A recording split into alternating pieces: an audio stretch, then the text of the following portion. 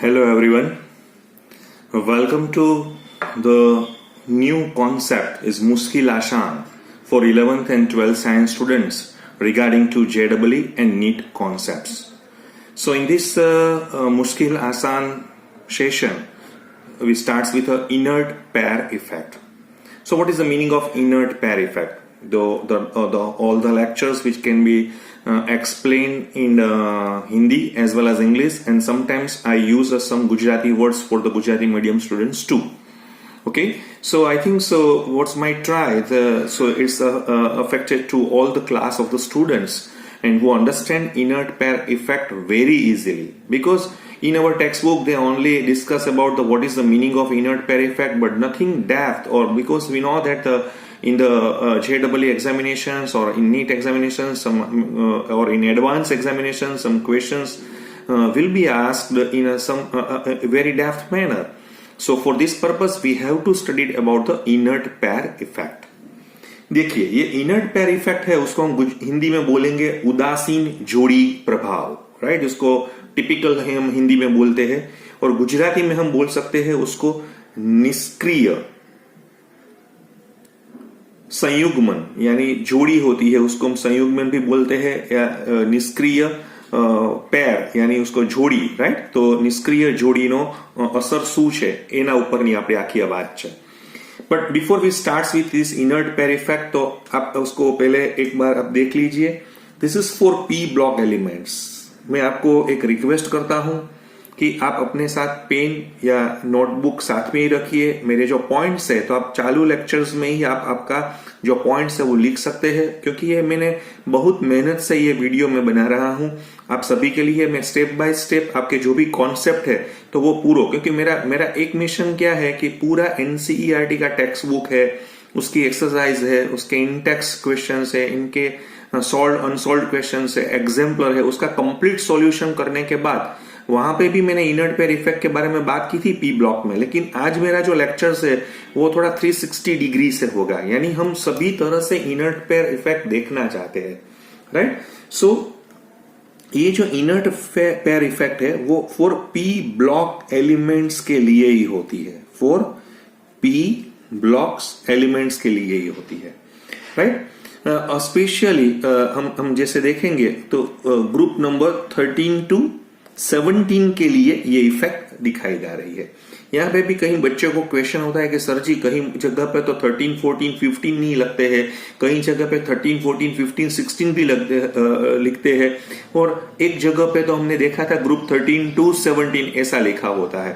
सो inert pair के लिए क्या क्या क्वेश्चंस होता है? देखिए, इनर्ट पेयर इफेक्ट है वो 13, 14, 15 में आपको डोमिनेंट दिखाई देगी, 16 में वो थोड़ी लेस हो जाएगी, और 17 में क्या होता है कि इन ग्रुप नंबर 17 में ये होता है in group 17 elements this effect does not work because of the gaining stability होती है. ग्रुप 17 में वो इलेक्ट्रॉन है ना, वो रिक्वायर करना चाहते हैं फॉर द स्टेबिलिटी, और हमें मालूम ही है कि जो पूरा हमारा जो बेस है वो स्टेबिलिटी पे ही पड़ा हुआ है. तो यानी ग्रुप 17 में आपको ये इफेक्ट वो गेनिंग की वजह से वहां पे दिखाई नहीं दे रही है.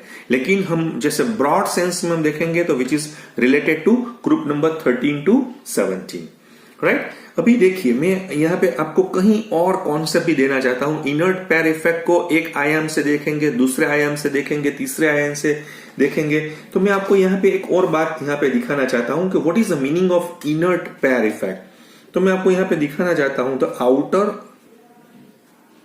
शेल, यानी कौन सा वाला? S electrons.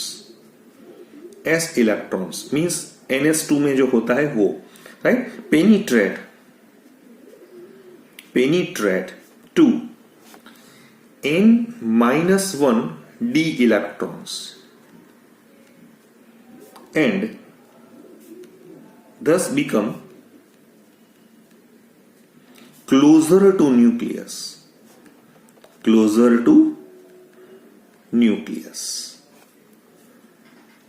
and more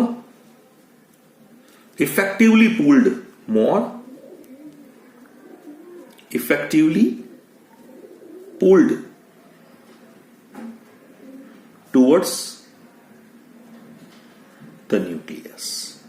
ये उसका एक कॉन्सेप्ट मैंने आपको दिखाया है कि what is the inert pair effect. तो जो आउटर शेल वाले s इलेक्ट्रॉन होते हैं वो ज्यादा से ज्यादा न्यूक्लियस की तरफ खींचे जा रहे हैं, more effective towards the nucleus. तो उसकी वजह से क्या होगा, तो उसकी वजह से हम बोलेंगे ना less availability of NS2 electron pair for bonding. यानी जो NS2 के इलेक्ट्रॉन है वो बॉन्डिंग के लिए नहीं मिल रहे हैं। तो दूसरी आसान भाषा में हम बोले तो इसको हम इस तरह से भी दिखा रहे हैं कि NS2 electron pair becomes inert. तो उसकी वजह से ये नाम क्या रखा है, इनर्ट पेयर। यानी एक इलेक्ट्रॉन के बारे में बात नहीं है, यहाँ के S में पड़े हुए दोनों इलेक्ट्रॉन के बारे में आपके साथ बात की हुई है, इसलिए मैंने यहां पे लिखा हुआ है इनर्ट। तो एक तरह से देखिए, मैं आपको ये एक आयाम है, कई बार इस तरह से अच्छी वाली जो यहाँ पे जो लैंग्वेज है, देखिए ये टर्म है ना, वो पहले the term inert pair was first proposed. ये तो जस्ट आपकी जानकारी के लिए ही मैंने यहां पे लिखा हुआ है। वो जो एक साइंटिस्ट है उसका नाम है नेविल विंसेंट सेडविक या सिडविक। उसने ये पेयर के बारे में 1927 में उसने ये पेयर इफेक्ट का प्रपोजल दिया हुआ था। तो उसकी जो डेफिनेशंस थी, उसकी जो तो वो उसने आसान भाषा में इस तरह से यहाँ पे उसका आप देखेंगे, उसका 1927 का पेपर, तो उसमें यही जो है वो भाषा का यहाँ पे प्रयोग किया गया है, राइट। दूसरी भाषा में भी मैं इस तरह से भी दिखा सकता हूं। मैं आपको पहले एक एक अलग अलग लैंग्वेज में एक ही पॉइंट को मैं अलग अलग तरीके से दिखाना चाहता हूं। हम इस तरह से भी देख सकते हैं कि इनकैपेबिलिटी ऑफ s इलेक्ट्रॉन्स, वो कौन से वाले, हाँ, आउटर मोस्ट जो बाहरी s इलेक्ट्रॉन होते हैं, ऑफ हेवियर एलिमेंट्स। मैंने यहां पे क्या किया हुआ है, थोड़ा स्पेसिफिक किया हुआ है, of p block elements participating in chemical reactions is known as inert pair effect। आपको समझ में आया? ये जो s इलेक्ट्रॉन है आउटर मोस्ट हेवियर एलिमेंट्स के, देखिए पहले p ब्लॉक में आई है, उसमें हेवियर एलिमेंट्स में आई है, इसमें भी आप s इलेक्ट्रॉन देखिए जो बाहरी वाले हैं वो केमिकल रिएक्शन में पार्टिसिपेट करने के लिए इनकैपेबल है। तो उसको भी हम इनर्ट पेयर इफेक्ट ऐसा ही तरह से हम दिखा सकते हैं। तो ये भी एक तरह से हम उसको जो इनर्ट पेयर इफेक्ट क्या होती है तो उसको हम ये भी समझा सकते हैं। समझ में आ गया आपको मैंने क्या दिखाया है आपको अभी, राइट। तो फिर से आपने समझा होगा कि फॉर पी ब्लॉक एलिमेंट्स के लिए ही है। अभी देखिए मैं आपको यहाँ पे मैंने पहले यहाँ पे 13, 14 और 15 के बारे में बात की है। आप देखेंगे कि यहाँ पे जो ग्रुप नंबर 13 हमें यहाँ पे दिया है, कई बार उसको 3A ग्रुप भी बोलते हैं, ये ग्रुप नंबर 14 है उसको हम 4A भी बोलते हैं, और ग्रुप नंबर 15 को हम 5A बोलते हैं। These are the elements which is lie into the group number 13, right? 5 boron, 13 aluminium, 31 gallium, indium, thallium.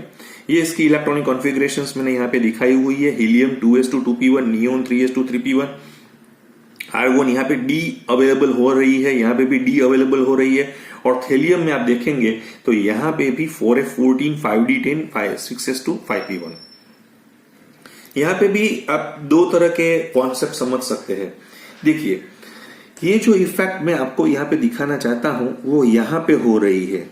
यहाँ पे देखिए अभी मेरे पास यहाँ पे मैंने ग्रुप 15, 16 में भी आप इसी तरह से जा सकते हैं, 17 में भी जा सकते हैं, लेकिन मैंने 17 में बोला था वहां पे वो इफेक्ट में गेनिंग होने की वजह से आपको दिखाई नहीं देगी। ये जो हेवी एलिमेंट्स है यहाँ पे हमें उसके ऊपर कॉन्सेंट्रेट करना है। और कई बार मैंने देखा है कि कहीं टीचर्स ये इसके बारे में ही बात कर रहे हैं। किसके बारे में? थेलियम, लेड और बिस्मथ, क्योंकि इसमें एफ ऑर्बिटल्स होती है। देखिए ये जो प्रपोज किया था नेविल विंसेंट सिडविक ने, डेफिनेटली उसने प्रपोज किया के लिए यही लैंग्वेज यूज की हुई थी, लेकिन यहाँ पे भी वो इफेक्ट, क्योंकि 4F के पहले भी ये इफेक्ट शुरू हो जाती है, क्योंकि DB कंप्लीट होने की वजह से यहाँ पे भी इफेक्ट हमें दिखाई दे रही है। समझ में आ रहा है? लेकिन हम ज्यादा से ज्यादा हम एग्जाम्पल देखेंगे तो आपको थेलियम के एग्जाम्पल्स दिखाई देंगे, या आपको लेड के एग्जाम्पल्स दिखाई देंगे, या आपको बिस्मथ के एग्जाम्पल्स है यहाँ पे ज्यादातर दिखाई देंगे। क्योंकि इसमें इस तरह से भी होता है कि देखिए मैं आपको जो कॉन्सेप्ट है तो मैं आपको यहाँ इस तरह से भी दिखाना चाहता हूं कि due to poor shielding effect of F orbital, right. तो F ऑर्बिटल होने की वजह से क्या होगा?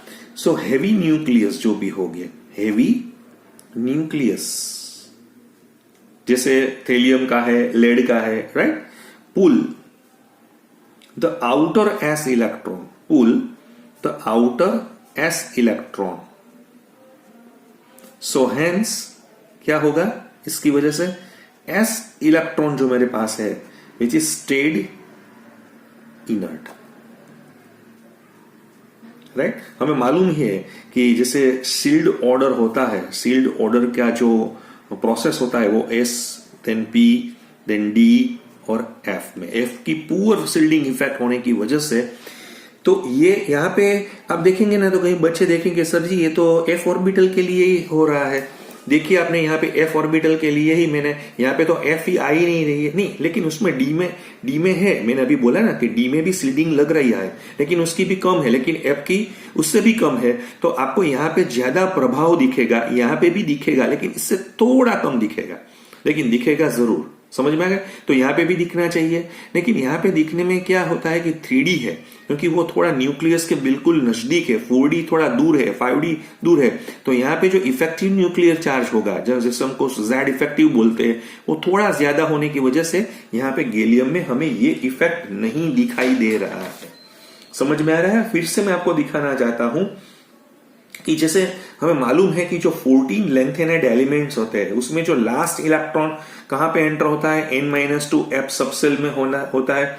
तो उसकी पुअर शील्डिंग होने की वजह से उसका Z इफेक्टिव ज्यादा होता है। Z इफेक्टिव का मतलब होता है कि उसका जो शील्डिंग इफेक्ट पुअर होने की वजह से Z इफेक्टिव ज्यादा हो रहा है। तो ज्यादा होने की वजह से क्या होगा कि due to high Z effective of the 6 period element, क्योंकि ये जो आप देख रहे हैं मैंने यहाँ पे दिखाया हुआ है, ये सेकंड पीरियड में है, ये थर्ड में है, ये फोर्थ में है, ये फिफ्थ में है, ये सिक्स्थ पीरियड में है। So due to high Z effective of the 6 period elements the attraction force on this NS, यहाँ पे जो NS की बात कर रहे हैं, right, is very high. So they will not be available for the participation in bond formation. तो क्या होगा कि जो reluctance of NS electron to participate in chemical bonding due to high nuclear charge, इसको ही हम क्या बोलेंगे? इनर्ट पेयर इफेक्ट हम बोलेंगे। देखिए मैं इनर्ट पेयर इफेक्ट को एक बार फिर से आपको थोड़ा अलग लैंग्वेज में ले जाना चाहता हूं। आपको सभी को मालूम होगा कि ये जो तीनों बंदे हैं यहाँ पे, बोरोन, एल्यूमिनियम और गैलियम, तो उसके बाहरी जो शेल होते हैं उसमें 3 इलेक्ट्रॉन है, या तो कंप्लीट है, यहाँ पे भी 3 है। तो नॉर्मल ऑक्सीडेशन स्टेट उसकी क्या होगी? +3। हमें मालूम है कि ग्रुप 13 के सभी की क्या होनी चाहिए? +3 होनी चाहिए। यहाँ पे +3 ही होनी चाहिए ना। फिर भी यहाँ पे हम जो देखेंगे ये जो 2 वाले हैं, ये 2 वाले, तो उसकी मुझे क्या दिख रही है? +1 मुझे दिख रही है। समझ में आ रहा है? ये +1 वाले यानी 2 स्टेप डाउन हो गए। क्यों डाउन हो गए? क्योंकि S वाले इलेक्ट्रॉन पार्टिसिपेट नहीं कर रहे हैं, यानी इसकी स्टेबल ऑक्सीडेशन स्टेट +1 है और इसकी सभी की क्या है? +3 है। Same scenario that we have to observe in group 14 too. Group 14 में हमें मालूम है कि जो कार्बन है, सिलिकॉन है, जर्मेनियम है, सभी की क्या होनी चाहिए? 4, क्योंकि उसकी बाहरी शेल में 4 इलेक्ट्रॉन हमें दिखाई दे रहे हैं, तो 4 ही होनी चाहिए। लेकिन यहाँ पे जो हम देखेंगे ये हेवी मेटल्स में, तो यहाँ पे 2 कम हो रही है, यानी +2 उसकी स्टेबल ऑक्सीडेशन स्टेट है कंपेयर टू +4।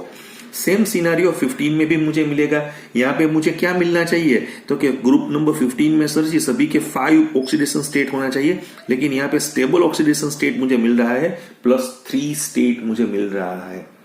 समझ में आ रहा है। इस तरह से हम ग्रुप 16 में देखेंगे तो 6 होगा, लेकिन जो लास्ट वाले हैं टेल्यूरियम पोलोनियम, तो वहां पे हमें +4 दिखाई देगा। और मैं आपको यहाँ पे भी दिखाऊंगा पोलोनियम जो लास्ट वाला है उसकी तो +2 ऑक्सीडेशन स्टेट ज्यादा स्टेबल होती है।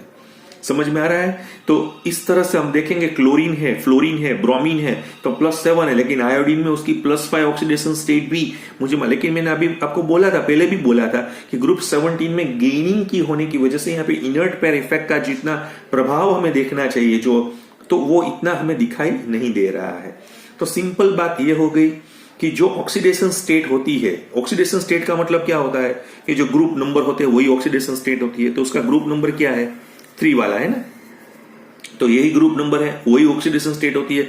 लेकिन यहाँ की ऑक्सीडेशन स्टेट क्या होती है, तो ग्रुप नंबर -2 करना चाहिए, यानी 3 - 2 करेंगे तो 1 आ जाएगा, 4 - 2 करेंगे तो 2 आ जाएगा, 5 - 2 करेंगे तो 3 आ जाएगा, 6 - 2 करेंगे तो 4 आ जाएगा।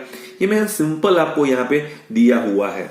फिर से मैं आपको यहाँ पे यही पॉइंट्स में आपको दिखा रहा हूं कि ऑक्सीडेशन स्टेट जो भी होती है, मैं थोड़े थोड़े पॉइंट ही लिखता हूं। Oxidation state is nothing but it's a one type of group number ही है, राइट। और जो हैवी मेटल्स होते हैं, हैवी मेटल्स जो मैंने अभी आपको दिखाया, तो हैवी मेटल्स के लिए ऑक्सीडेशन स्टेट क्या होती है, तो कि वो होती है ग्रुप नंबर -2। तो इस तरह से हम दिखा सकते हैं। समझ में आ गया। So all this is due to inert pair effect. तो ये इनर्ट पेयर इफेक्ट की वजह से हमें ये पॉइंट्स यहां पे दिख रहा है। फिर से मैं आपको दिखाना चाहता हूं, मैं आपको फिर से बोलूंगा, जो 14 लैंथेनाइड एलिमेंट्स होते हैं, 14 लैंथेनाइड्स जो मेरे पास एलिमेंट्स है, राइट। तो जो एलिमेंट्स होते हैं उसमें जो लास्ट मेरा लास्ट जो इलेक्ट्रॉन है which is enters in what, so which is enters in -2f सब सेल में होता है। जहां पे भी ये होगा वहां पे ये आपको इनर्ट पेयर इफ है, क्योंकि इसकी वजह से क्या होगा, उसका पुअर शील्डिंग हो गया है। या कई बच्चे को शील्डिंग के बारे में भी मैं अभी आपको यहां पे समझाऊंगा। तो उसकी वजह से उसका जो Z इफेक्टिव है, Z इफेक्टिव का मतलब हम इफेक्टिव न्यूक्लियर चार्ज हम बोलेंगे, वो क्या हो गया है, ज्यादा हो गया है। समझ में आ गया। सो इससे क्या होगा, due to high Z effective होने की वजह से, हाई Z इफेक्टिव होने, देखिए तो क्या होगा ऑफ द 6 पीरियड, क्योंकि अभी हम बात कर रहे हैं F के रिगार्डिंग, राइट। जो 6 पीरियड के एलिमेंट्स होते हैं, तो वहां पे the attraction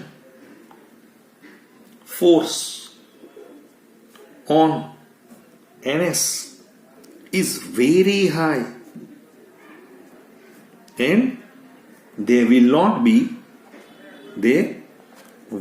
be available for participation in bond formation। समझ में आ रहा है आपको। ये एक ही भाषा, एक ही बात को मैं कितनी बार अलग अलग तरीके से यहां पे समझाना चाहता हूं आपको।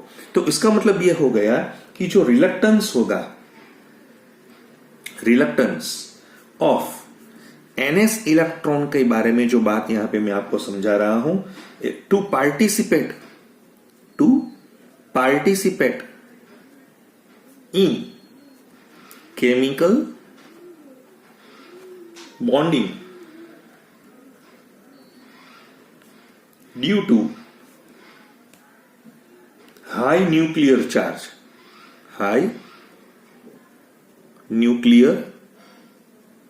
charge is called inert pair effect। समझ में आ गया।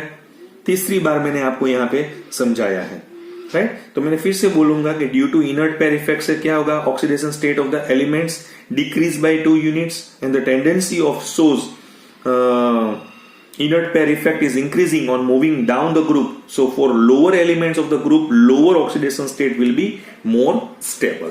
समझ में आ गया। देखिए ग्रुप 13 के बारे में मैं आपको बात करूंगा कि जैसे मेरे पास बोरोन है, मेरे पास एल्यूमिनियम +3 है, मेरे पास गैलियम +3 है और मेरे पास इंडियम +3 है। आपको ये क्वेश्चंस में आपको दिखाना चाहता हूं कि उसमें ये ऑक्सीडेशन स्टेट की स्टेबिलिटी के बारे में बात कीजिए। तो मुझे मालूम है ये तो लो ऑक्सीडेशन स्टेट मीन्स ये हेवी मेटल्स नहीं है, तो उसमें तो यही स्टेबल है, फिर ये आगा, फिर क्योंकि यहां तो +1 की प्रोबेबिलिटी ज्यादा बन रही है। उसी तरह से हम देखेंगे तो कि आर्सेनिक +3 है, वो ज्यादा स्टेबल होते हैं Sb+5 और Bi+5, या हम +5 के बारे में ही बात करेंगे। तो +5 में क्या होगा, देखिए आर्सेनिक का +5 से Sb, और क्योंकि ये तो +3 में चला जा रहा है। उसी तरह से हम बात करेंगे, देखिए मैं आपको दिखाना चाहता हूं कि मेरे पास जर्मेनियम +2 है, राइट। तो अभी +2 के बारे में बात कर रहा हूं, +2 के बारे में बात कर रहा हूं। तो यहाँ पे Pb+2 है, क्योंकि उसकी तो ऑक्सीडेशन स्टेट 4 होनी चाहिए, लेकिन हेवी मेटल से वो 2 कम करके तो ये स्टेबल हो जाएगा। तो ये जो तीनों है वो MCQs पूछी गई है, इसलिए मैं यहाँ पे आपको ये दिखा रहा हूं। तो आपको थोड़ा थोड़ा पता चल गया होगा कि क्यों इस तरह से हम यहाँ पे उसका पोलराइजेशन या कुछ इस तरह से हम दिखा रहे हैं। अभी जो आप देखेंगे ना, मैंने कई बार देखा होगा, सभी लोग इस तरह से ही समझा रहे हैं जैसा मैं समझा रहा हूं, या मैंने थोड़ा अभी डेप्थ में लिया हुआ है, लेकिन क्यों हो रही है ना, यहाँ पे कहीं लोग नहीं जा रहे हैं। तो हम आज वो भी जाना चाहते हैं। हम उसके लिए एक एग्जाम्पल पहले ले रहे हैं। तो वो जो एग्जाम्पल मैं लेना चाहता हूं वो है थेलियम का। हमें मालूम है कि थेलियम का एटॉमिक नंबर क्या होता है, 81। तो इलेक्ट्रॉनिक कॉन्फ़िगरेशंस को हम लिखेंगे तो कुछ इस तरह से लिखेंगे, 4f14 है, 5d10 है, 6s2 है और 6p1 है। बराबर, बिल्कुल सही। एक और तरीके से भी हम लिख सकते हैं थेलियम का, ये जेनॉन है। देखिए मैं इस तरह से भी लिख सकता हूं, 6s2 है, 4f14 है, 5d10 है एंड 6p1 है। ये जो मैंने लिखा हुआ है वो एनर्जी की तरह से लिखा हुआ है, और ये जो मैंने लिखा हुआ है नॉर्मल ऑर्डर लिखा हुआ है कि 4f 5d 6 2 किस तरह से फील हो रहे हैं। तो हमें मालूम है कि पहले 6s में आएगा, बाद में आपको मालूम होगा, फिर 4f में, फिर 5d में और फिर 6p में। इस तरह से आउट बाउ के जो स्केल होते हैं मैंने इस तरह से लिखा हुआ है कि पहले 6x में, फिर 4f में, फिर 5d और 6p। ये मैंने एनर्जी वाइज लिखा हुआ है। और ये मैंने जो स्टाइल होती है, अभी जब ज्यादातर हम इस तरह से ही दिखाना चाहते हैं कि भाई 4 5 6 इस तरह से सेल का, लेकिन इसमें हमें ये मालूम नहीं होता है कि किस में पहले आया। वो तो आपने स्ट्रक्चर ऑफ एटम में पढ़ा ही होगा कि इस तरह से भी हम लिख सकते हैं। अभी क्या होगा, देखिए मैं आपको इसका ये जो थेलियम वाला पॉइंट है वही मैं आपको समझाना चाहता हूं। अभी थेलियम में क्या, देखिए आप एक बार मैं आपको इस तरह से भी दिखाना चाहता हूं कि भाई ये न्यूक्लियस है। किसका है, थेलियम का न्यूक्लियस है, ये थेलियम का न्यूक्लियस है। अभी देखिए ये इसमें मैं पहले जेनॉन के बारे में, अभी जेनॉन वाला ही है। अभी जेनॉन का मतलब मुझे मालूम है कि helium, neon, argon, krypton, xenon, यानी कितने इलेक्ट्रॉन्स यहाँ पे आ गए, 54 इलेक्ट्रॉन्स तो यहाँ पे मैंने डाल दिए हैं। फिर मुझे मालूम है कि वहां पे क्या होगा, जैसे ये जो वाला मेरे पास 4f वाला है, राइट। तो मैं अभी आपको दिखाना चाहता हूं कि 6s2 4f4 5d10 6p1 इस तरह से मुझे प्रोसेस दिखानी पड़ेगी। तो मैं आपको ये दिखाना चाहता हूं कि भाई जो नजदीक वाले होते हैं वो है, जैसे मैं यहाँ पे आपको दिखाना चाहता हूं, ये 4f वाले हैं, समझ में आ गया, 4f वाले। फिर यहाँ पे क्या है, तो यहाँ पे 5d वाले हैं, राइट। फिर यहाँ पे क्या होता है, तो फिर यहाँ पे मैं आपको दिखाना, अभी हम एक तरह से देखेंगे तो ये 6 मैं अभी दिखाना चाहता हूं इस तरह से, 4f है, 5d है, देन 6s है और 6p है, समझ में आ गया। यहाँ पे 1 इलेक्ट्रॉन है, यहाँ पे 2 इलेक्ट्रॉन है, यहाँ पे 10 इलेक्ट्रॉन्स, इस तरह से मैं पूरा तो नहीं दिखाना, लेकिन 10 इलेक्ट्रॉन यहाँ पे है और यहाँ पे 14 इलेक्ट्रॉन्स 4f में होते हैं, समझ में आ गया। चलो फाइन। अभी तो मैंने जेनॉन यानी 54 का ही मैंने डाला हुआ है। अभी मुझे क्या करना पड़ेगा, और 14 डालना पड़ेगा। ये 4f14 का है, यानी 14 प्लस में उसमें इफेक्टिव न्यूक्लियर चार्ज लगाऊंगा। तो ये इफेक्टिव न्यूक्लियर चार्ज क्या होगा, ये खींचेगा। तो किसको खींचना चाहिए, उसको 4f को खींचना चाहिए, तो डेफिनेटली खींचना चाहिए। लेकिन क्या होता है कि जो 4f वाली जो प्रोसेस होती है, हमें मालूम है कि जो f ऑर्बिटल्स होती है, राइट, और इसी तरह से d ऑर्बिटल्स होती है, वो ज्यादा डिफ्यूज होती है। वो क्या होती है? डिफ्यूज होती है, यानी थीन होती है और लंबे एरिया तक वो यहाँ पे पड़ी होती है। जैसे मैं एक और बार मैं यहाँ पे आपको दिखाना चाहता हूँ। जैसे मेरे पास एक ये न्यूक्लियस है, समझ में आ गया? अभी जो मैं एफ के बारे में, एफ का जो टोटल एरिया 7 है, यानी उसको ज्यादा एरिया कवर करना पड़ेगा, तो वो थोड़ा ज्यादा अपनी तरह से दूर रहेंगे, राइट? डी वाले भी डिफ्यूज ही है, हमें मालूम ही है कि डी वाले भी डिफ्यूज ही होते हैं। यानी मैं आपको ये दिखाना चाहता हूं कि भाई इसका जो लंबा वाला, उसका जो थीनर पोर्शन है, वो यहाँ पे मुझे कुछ मिल सकता है। यहाँ पे इस तरह से वो डी थोड़ा बाहर होती है। तो इसका मतलब ये हुआ कि आपने इसमें 14 जो यहाँ पे इफेक्टिव न्यूक्लियर चार्ज डाला, तो वो इस तरह से अभी खींच नहीं रहे हैं। समझ में आ रहा है? फिर भी एक दूसरा प्रॉब्लम यहाँ पे भी है कि यहाँ पे ये उसको फिक्स डायरेक्शन में ही रहना पड़ेगा। ये एस में क्या है, कहीं पे भी हम उसका जो है उसका न्यूक्लियस के साथ उसका कांटेक्ट हो पा रहा है, यानी उसको न्यूक्लियस का सभी जगह से सिग्नल मिल रहा है। यहाँ पे ऐसा नहीं है एफ में। वो डिफ्यूज होने की वजह से, थिनर होने की वजह से वो ज्यादा से ज्यादा उसका इफेक्टिव न्यूक्लियर चार्ज जो बढ़ रहा है, तो उसको क्या करना चाहिए? जैसे इफेक्टिव न्यूक्लियर, तो उसको 4F को बिल्कुल खींच लेना चाहिए, लेकिन ऐसा नहीं होता है। लेकिन जो 6S वाले होते हैं, क्योंकि उसको जो स्पेस में वो उसको डायरेक्शंस के लिए कोई कंट्रोल नहीं होता है, क्योंकि इसको डायरेक्शंस के साथ कुछ भी, जैसे हम स्केलर और वेक्टर बोलते हैं, तो हम स्केलर के बारे में ऐसे ही इस तरह से ही बोल सकते हैं ना।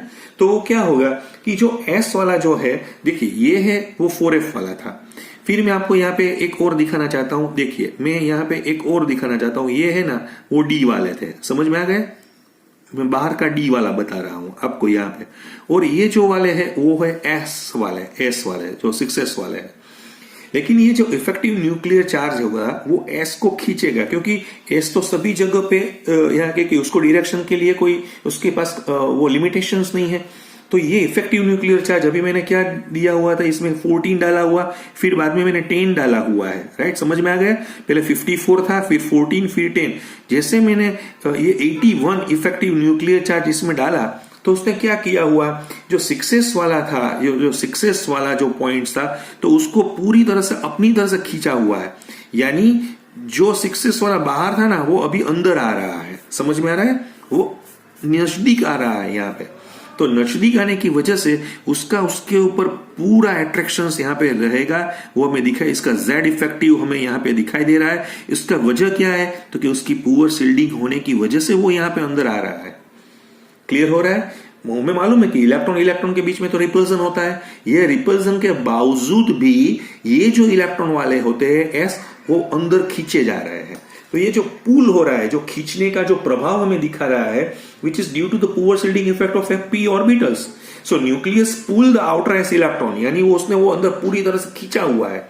तो s इलेक्ट्रॉन जिस तरह से अंदर खींचे जा रहे हैं, तो अभी आपको मालूम हो गया होगा कि the outer cell s electron penetrate to n-1d electrons or n-2, so this become closer to the nucleus and more effectively pull towards the nucleus. तो अभी वो केमिकल रिएक्शंस के लिए मुझे, पार्टिसिपेशंस के लिए मुझे नहीं मिलेगा, इसलिए वो इनर्ट हो रहा है। आपको समझ में आ गया मैं क्या कहना चाहता हूं? मैं ये कहना चाहता हूं कि जो 6p1 होता है, 6p1, उसका मुझे आयोनाइजेशन करना है, तो वो मेरे लिए इजी है। लेकिन ये जो 6s2 का मुझे करना पड़ेगा, वो definitely it's a tough one, right? और ये जो कुछ हो रहा है, यहाँ पे पुअर शिल्डिंग हो रहा है। ये मैंने अभी आपको दिखाया, दिस इज पुअर शिल्डिंग। तो पुअर शिल्डिंग क्यों पुअर शिल्डिंग है? ड्यू टू हाईली डिफ्यूज्ड होने की वजह से। हाईली डिफ्यूज होने की वजह से मुझे यहाँ पे आपको पुअर शिल्डिंग यहाँ पे दिखाई दे रही है। कल क्लियर हो गया? तो इसका मतलब यह हुआ कि जो 6s वाले जो मेरे इलेक्ट्रॉन्स थे, उसका हायर इफेक्टिव न्यूक्लियर चार्ज, जिसको हम Z इफेक्टिव भी बोलते हैं, राइट? तो वो हायर होता है। So it's hard to remove electrons from 6s। चलो, ये बात तो हो गई। अभी थोड़ी बात मैं आपको इसके ऑब्जेक्टिव के बारे में करना चाहता हूं। देखिए, एक बार एग्जाम में पूछा गया था कि PbCl4 है, उसको हम गर्म करेंगे, यानी हीट हम देंगे, तो वो PbCl2 और Cl2 में कन्वर्ट हो जाएगा। डेफिनेटली हो जाएगा, क्योंकि लेड की ऑक्सीडेशन स्टेट क्या होती है? 4, यहाँ पे क्या होती है 2 हैवी एलिमेंट्स है, तो वो 4 के बजाय 2 में जाना चाहता है तो वो डेफिनेटली कर देगा।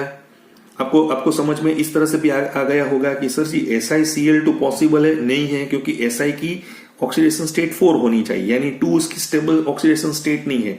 उसी तरह से हम बोलेंगे GeCl2 पॉसिबल है, नहीं है, GeCl2 पॉसिबल नहीं है क्योंकि ऑक्सीडेशन स्टेट उसकी क्या होती है। लेकिन PbCl2 और PbCl4 दोनों पॉसिबल है, लेकिन ये ज्यादा स्टेबल है, ये लेस स्टेबल है, तो वो लेस स्टेबल वाला ज्यादा स्टेबल में चला जाएगा। समझ में आ रहा है आपको? ये थोड़ा ऑब्जेक्टिव्स के बारे में मैं आपको बात कर रहा हूं। अभी और एक बात कर रहा हूं आपको कि मुझे इस तरह से पूछा गया है कि मेरे पास SO2 है और मेरे पास TeO2 है, यानी ये ग्रुप 16 वाले बंदे मैंने यहाँ पे दिखाए हुए हैं। आपको मालूम होगा कि यहाँ पे +4 ऑक्सीडेशन स्टेट यहाँ पे दिखाई दे रहा है और TeO2 में भी ये +4 ऑक्सीडेशन स्टेट है। ये सल्फर में भी +4 ऑक्सीडेशन स्टेट है और टेल्यूरियम में भी +4 ऑक्सीडेशन स्टेट है।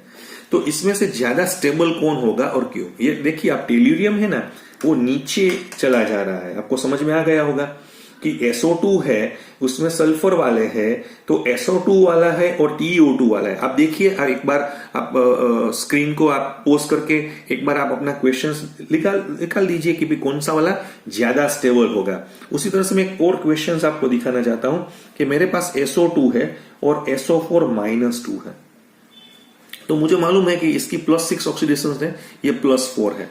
तो ये जो SO2 वाले जो बंदे होते हैं, तो उसको क्या ये रिड्यूसिंग एजेंट की तरह बिहेव करेंगे? यस, डेफिनेटली ये रिड्यूसिंग एजेंट ही नहीं, यानी सामने वाले का रिडक्शन करेंगे, खुद का ऑक्सीडेशन करेंगे, क्योंकि खुद की स्टेबल ऑक्सीडेशन स्टेट क्या होती है?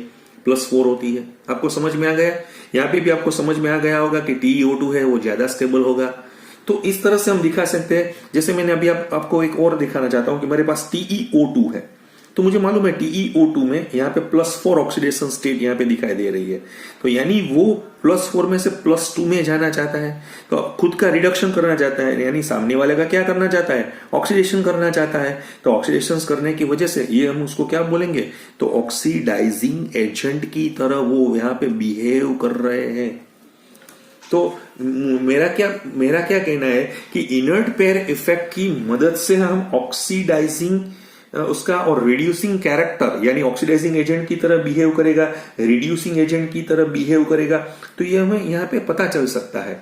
मैंने अभी आपको बताया ना कि जो मेरे पास Pb+4 होता है, राइट, जो मैंने अभी बताया था Pb+4, और मेरे पास Pb+2 है, तो मुझे मालूम है कि Pb+4 और Pb+2 में ये उसका ऑक्सीडाइजिंग पावर है। ये मैंने ऑक्सीडाइजिंग पावर के बारे में बात की थी, क्योंकि उसकी स्टेबल ऑक्सीडेशन स्टेट 2 है, तो वो खुद 2 लेगा, तो वो अपना लेगा तो दूसरे का क्या करेगा? ऑक्सीडाइजिंग करेगा। उसी तरह से मैंने यहाँ पे बताया ना, इंडियम है वो +1 है और इंडियम है वो +3 है, राइट। तो ये +1 वाला जो बंदा इंडियम का है वो 1 से 3 में जाना चाहता है, नहीं? समझ में आ गया? ये जो हम दिखा रहे हैं वो हम क्या बोल रहे हैं? It's a better reducing agent है। बेटर रिड्यूसिंग एजेंट का मतलब क्या होता है कि वो सामने वाले का रिडक्शन करेगा, खुद का ऑक्सीडेशन करेगा। तो ये सही है कि या नहीं है, वो आपको समझना पड़ेगा। इंडियम के बारे में मैंने यहाँ पे बात की हुई है। थेलियम में आप देखेंगे तो थेलियम +1 है और थेलियम +3 है। हमें मालूम है कि ये लेस स्टेबल है। तो ये लेस स्टेबल क्यों है? ऑक्सीडाइजिंग नेचर क्या, किस तरह से हम दिखा सकते हैं? तो कहीं बात हम यहाँ पे इनर्ट पेयर इफेक्ट में हम यहाँ पे समझा सकते हैं। तो ये जो पूरा मैंने अभी आपको यहाँ पे दिखाया, आज का जो मेरा लेक्चर्स था, वो पूरा इनर्ट पेयर इफेक्ट आप समझ गए होंगे। ऑक्सीडाइजिंग नेचर या रिड्यूसिंग नेचर के बारे में भी आपने थोड़ा यहाँ पे समझा होगा। अगर आपका कोई भी डाउट्स हो तो मुझे डेफिनेटली शेयर कीजिए। Thank you very much.